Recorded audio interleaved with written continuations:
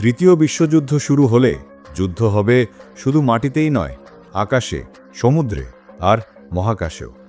কিন্তু কে কোন অস্ত্র নিয়ে নামবে যুদ্ধের ময়দানে?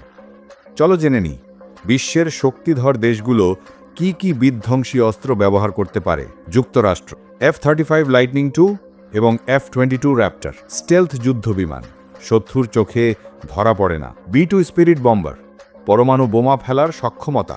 Trident II nuclear missile, submarine থেকে ছোঁড়া নিউক্লিয়ার মিসাইল। যুক্তরাষ্ট্রের মূল শক্তি প্রযুক্তি, এয়ার ডমিনেন্স আর পারমাণবিক ঘাতকতা। রাশিয়া RS-28 সারম্যাট বা SATAN-2, পৃথিবীর সবচেয়ে বিধ্বংসী নিউক্লিয়ার মিসাইল, দূরত্ব প্রায় 18,000 কিমি। T-14 আর্মাটা ট্যাঙ্ক, স্বয়ংক্রিয় কামান ও AI supported tank. Su-57 stealth jet, আধুনিক stealth jet. Poseidon nuclear torpedo, পানির নিচে চালানো পারমাণবিক ড্রোন। রাশিয়ার মূল শক্তি পরমাণু ভয়, হাইপারসনিক প্রযুক্তি আর মনস্তাত্ত্বিক প্রভাব। চীন DF-41 ইন্টারকন্টিনেন্টাল ব্যালিস্টিক মিসাইল, 12,000 কিমি দূরে আঘাত হানে। J-20 মাইটি ড্র্যাগন, চীনের নিজস্ব স্টেলথ জেট। টাইপ 055 ডিস্ট্রয়ার, উন্নত নৌবাহিনীর অংশ। CYBER ওয়ারফেয়ার ইউনিট, ডিজিটাল যুদ্ধের অদৃশ্য সৈনিক। চীনের প্রধান শক্তি বিশাল সেনা সংখ্যা, কপি টেকনোলজি আর সাইবার ডমিনেন্স।